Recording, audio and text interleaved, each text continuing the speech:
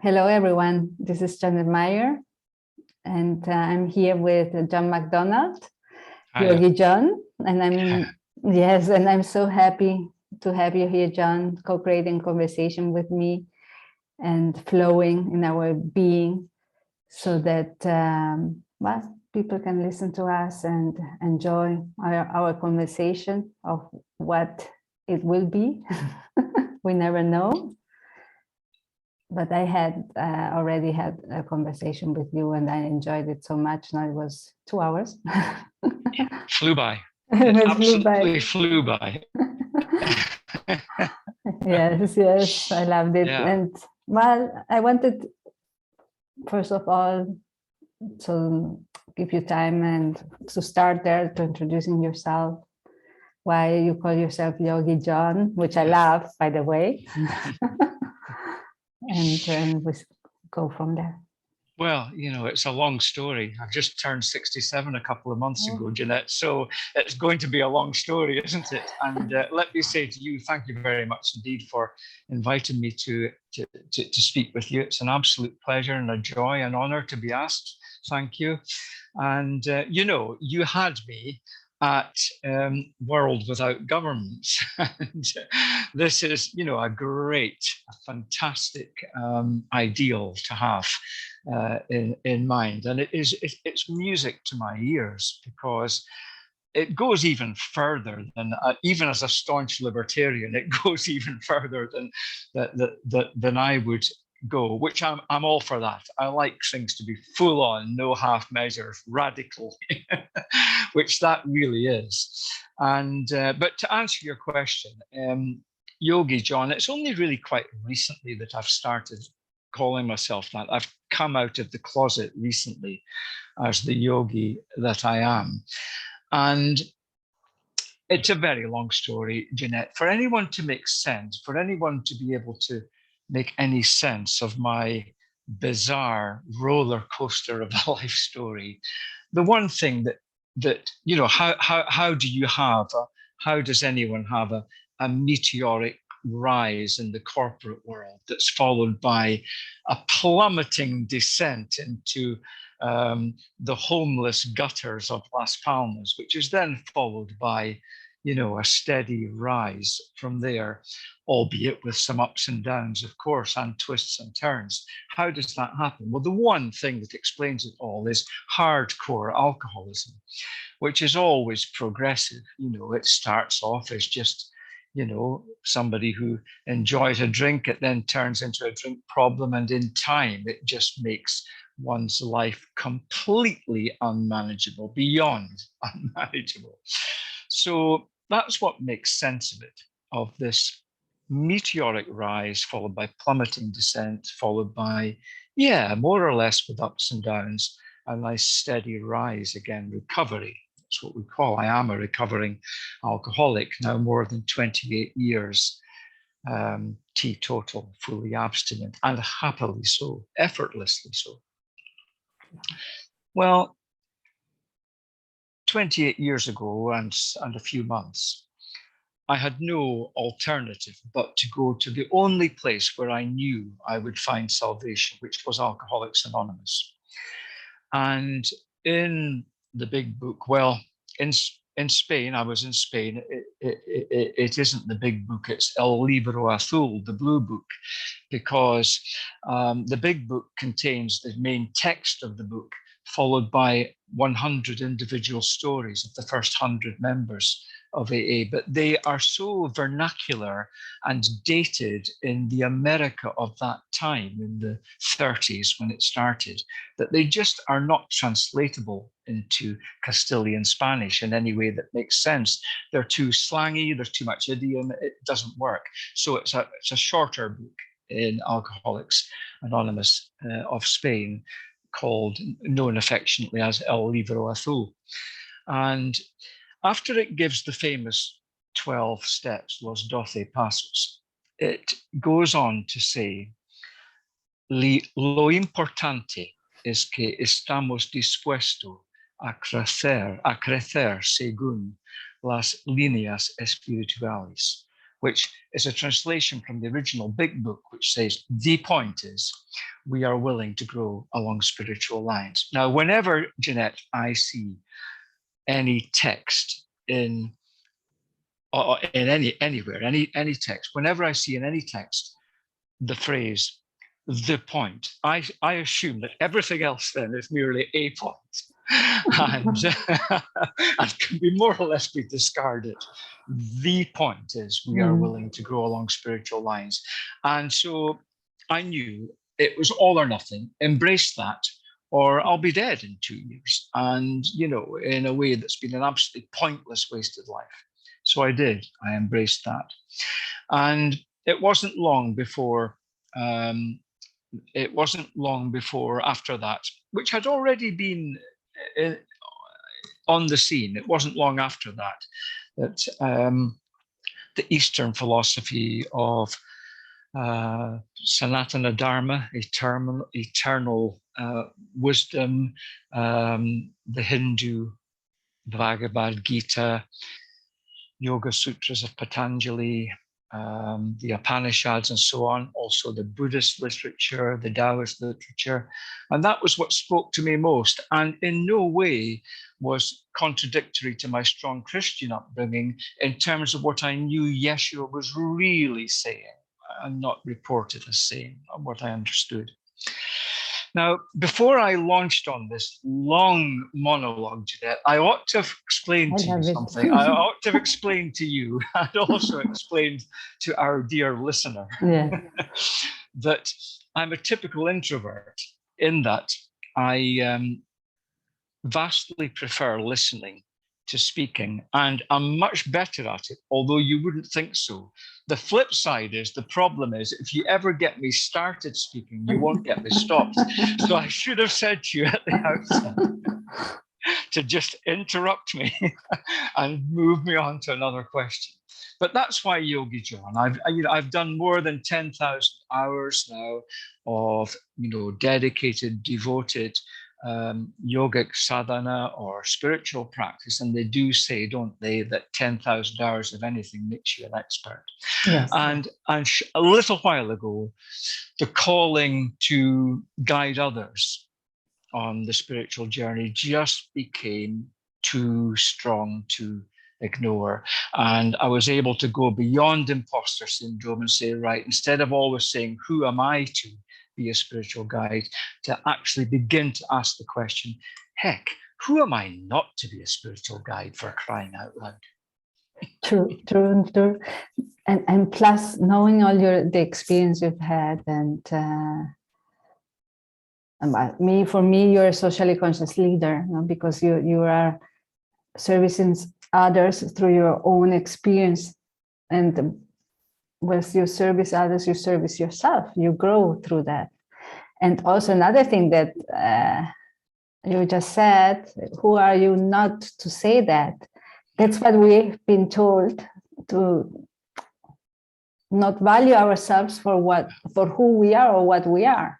So it's really an example for me and for many to see that, yes, you say, yes, I am a yogi. Yes, because I'm working on that, I'm growing. And I'm with that, I'm empowering others and helping others through my experience and through all the knowledge I have until now. Yes. While it might be in some ways arrogant to call oneself a yogi, what I will never call myself, though, is a guru. Hence, I prefer spiritual guide. Because, see, this is controversial, really, and it's particularly controversial with those folk who are dedicated to a guru and worship a guru. I consider myself what I would call a post-lineage, both yogi and guide, because my yoga is not from any one lineage. It's an integration of what has seemed to me, with my biases, of course, but seemed to me to be the best, my preferences, but seemed to me to be the best of the best, all integrated into my own yogic practice. And so a post-lineage yogi and also a post-lineage guide, because what I'm absolutely determined, and really my main message for anyone that's listening and anyone that I ever guide more intimately than just, you know, listening to this on a one-with-one basis, is that the guru is within you. It's the same guru that's within me and the same guru that's within all of us. Because, yes, the absolute truth is I. And when I say I'm not speaking about the persona that's called John or responds to the name John or calls himself arrogantly Yogi John. That's a phantom in many ways, in very many ways. When I say I am, I'm speaking from the same I am that you are, which is I am when you say it, Jeanette. Yes. So I am infinite, I am eternal, I am an individuation of holy love. Yes. But no more so or less so, but no more so than you are, and no more so than our dear listener is that. Yes. Because we all are that. Now, none of us, of course, are all of that. We are all tiny little morsels of that, in the same way that waves are. We are part and parcel of that, in the same way that waves are part and parcel of the ocean. And that is the sense in which we are all one.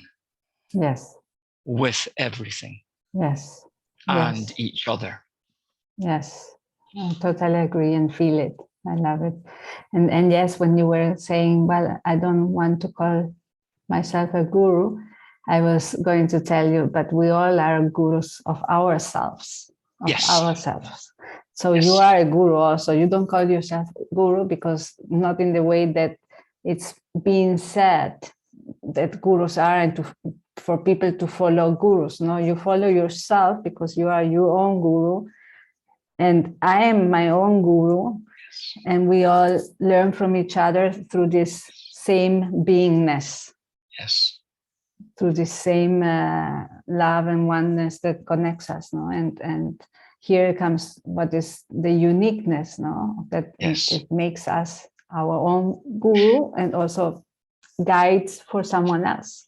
Yes, and that leads into an important point, and it's another way in which I know that I'm controversial and in many ways unpopular with other spiritual guides or authors or teachers, because what I also say is that any spiritual guide or author or teacher who has nothing whatsoever to say about the tyrannical elephant in the room, that's been in the room actually hiding behind the sofa for many decades, if not centuries and millennia, but recently has come out from behind the sofa and plonked itself, spread itself, sprawled itself across the sofa that we can hardly get a seat.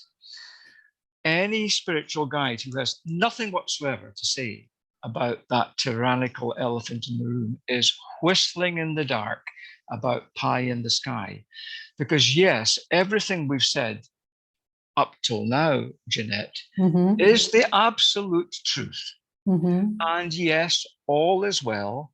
It has always been well. It always will be well. It cannot ever be anything but well. We do all in relative to eternity. We have already, all of us, arrived home in heaven. Yes. That's the absolute truth. It's the truth. It's nothing but the truth, but it's not the whole truth, because the whole truth has to include relative truth. And the relative truth is that things are not acceptable. We are not seeing heaven on earth, and on earth as it is in heaven. The teaching is not, I'm all right, Jack, in my non-dual pure awareness, and nothing else matters, and the world can go to hell in a handcart. No. As long as we are still inhabiting and animating these human nervous systems from the ethereal to the gross in all their aspects and layers and levels of what it is to be inhabiting a human nervous system, which is the whole of our experience. As long as we are inhabiting and animating these human nervous systems, and as long as we can sense through them that all is not right in the world, then there remains work to be done. And so outer liberty matters as well. And there can be no outer peace without outer liberty. Yes, first and foremost, we must be the change we wish to see in the world. We must do our own inner work, first and foremost, purify and open that nervous system, which is what all my yogic practices are about. But that's not the end of it. It's still not done until it's done externally, and that the external manifestation is a reflection of full inner peace and liberty. Does that make sense? Yes, for me, it's what we say, the living from the inside out. No. Yes. What you are, you express outside. And that's how we change the world, because we change the world because inside we have this liberty, this freedom. So outside we also express it.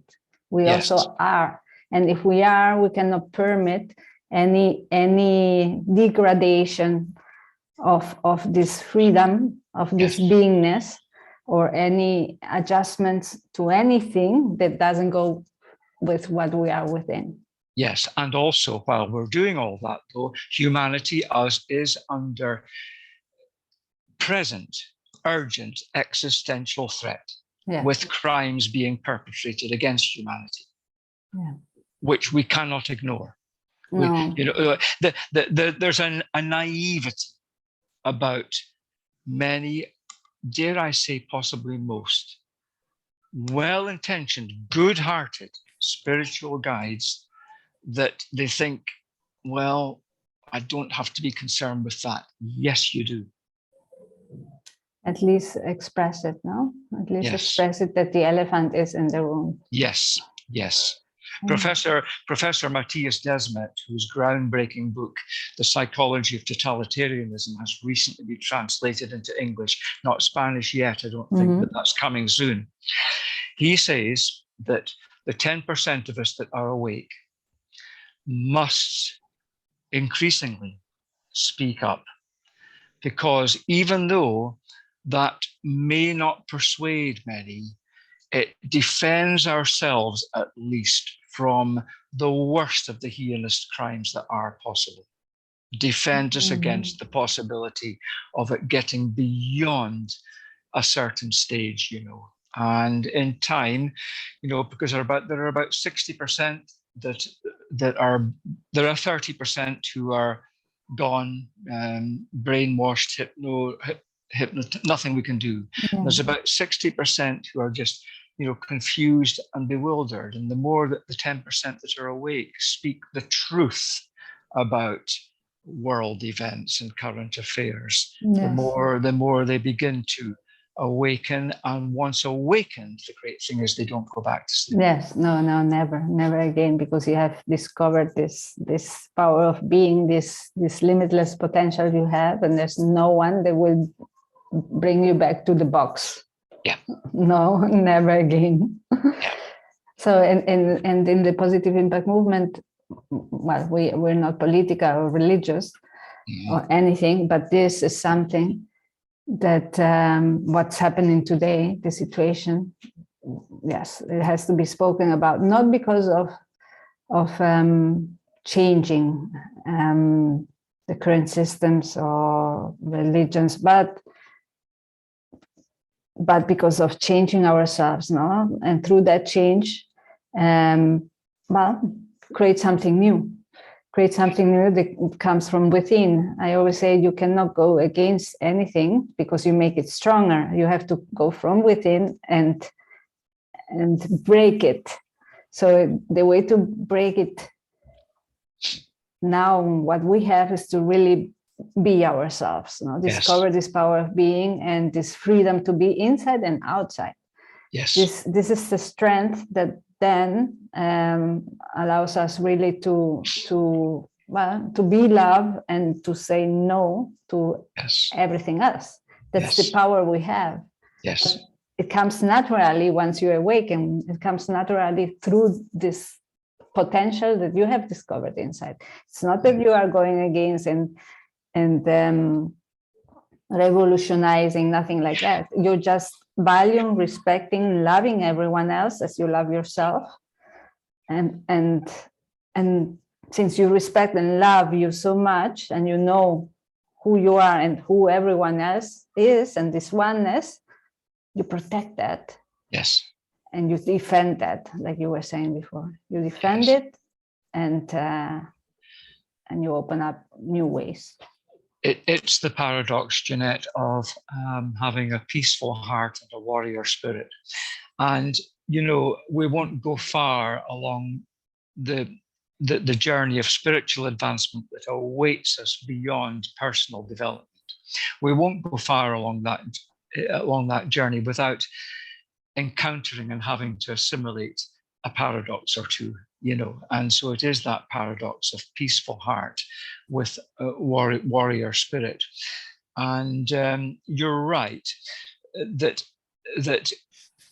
it's a trap. It's a trap that I have to remind myself 100 times a day not to fall into, which is the notion that Earth's presently prevailing anti-civilization can be reformed or changed or fixed or improved into anything good. It cannot, any more than a pig can be made made pretty by having lipstick painted onto it, or a turd can be polished. It cannot be turned into anything good.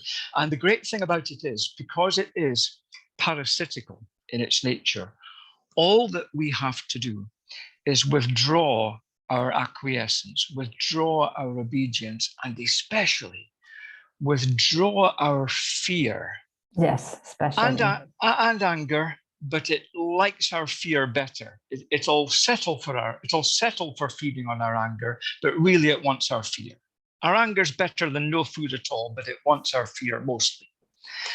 When we withdraw that fear and also withdraw our anger, transmuting it into courage, then it has to, because of its parasitical nature, devour itself. Yes. Because that's all that's left for it to feed upon is itself. Yes. And the more that we withdraw our acquiescence, our obedience, our anger, and especially our fear, withdraw it. You're not having my fear. Not one iota, ni una gota.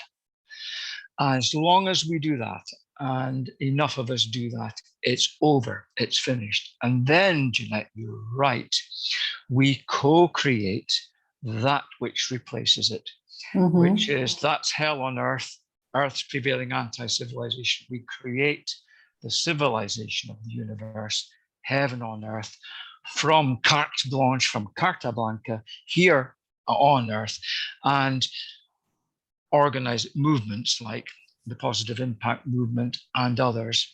We will see now, we are seeing already. We are seeing, an archipelago of such movements that will also recognize each other and reach out to each other with not 1 ounce of authority or top-down control, or in a way even organization or planning in a sense, but spontaneously this now emerges. It started already. It's starting, It's very early in the exponent, but it's inevitable though. Yes. We do win this. Yes, I know that. I'm very sure about that. I was talking the other day with a friend of mine, and he was talking about systems. How do we change the system, all the things? And I was saying, similar to you, the current system doesn't change. It's us changing it, creating something new. How and what? I don't know. It will come as we flourish and as we are, and the how will come along. No, and I was telling him, you don't see it, but I see a lot of many beautiful communities and movements coming up, and with people like us who believe in co-creation, not in competition at all, in empowering others, and seeing that the other movement is doing I don't know what, and being so happy that there are things happening and we are together co-creating something, even if still not much connected, but we are already recognizing each other and getting strength from that to continue, no, with the beingness, nothing else than the beingness, no, and the uniqueness, and the togetherness, if you may say, no. It's this, and also the other thing I recognize every time more is that people really talk about that the future is based on love. It's love. But at the end, it's that, because if we live from the inside out, we live from the heart to the world, we are creating from there. And that's the respect and the value that comes through that, the equalness, the knowing that we all are the same, no one is better than anyone else.